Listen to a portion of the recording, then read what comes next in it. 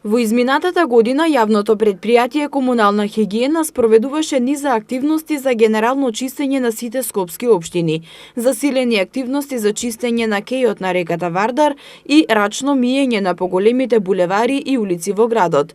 Директорот на предпријатието Абдусаме Чабани на денешната пресконференција по повод една година од стапувањето на функцијата информира дека со специјалните возила јавното предпријатие Комунална хигиена Скопје на граѓаните им ја нуди услугата за собирање и транспорт на електронската, електричната опрема и застарениот мебел од нивните домови. Шабани исто така информираше дека екипите на предпријатието 7 пати неделно во 3 смени го собираат и транспортираат комуналниот отпад од скопските домаќинства. Само во изминатите 12 месеци биле собрани вкупно 140.809 тони комунален отпад. Во тек е набавката на новите 450 нови контейнери кои што досега ги немаме во нашите блокови и нашите микролокации во градот Скопје.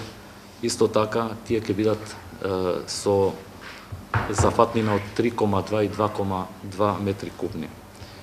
Најавуваме и 490 нови корпи за отпадоци кои што се исто така нови.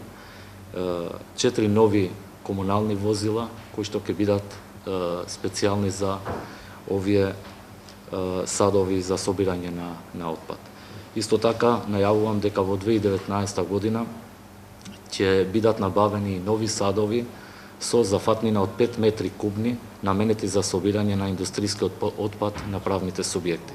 Шабани нагласи дека на подрачјето на градот Скопје во текот на изминатите 12 месеци расчистиле и подигнале 5144 кубни метри отпад од диви депонии. Шабани нагласи дека изминатата година службата за хуман третман и контрола залови 1182 бездомни куќиња од скопските улици, што се транспортирани во стационарот Вардариште, а 854 од нив биле медицински третирани, прочистени од внатрешни и надворешни паразити, вакцинирани од беснило и стерилизирани. Вкупно 147 од овие куќиња се вдомени за време на престојот во стационарот Вардариште.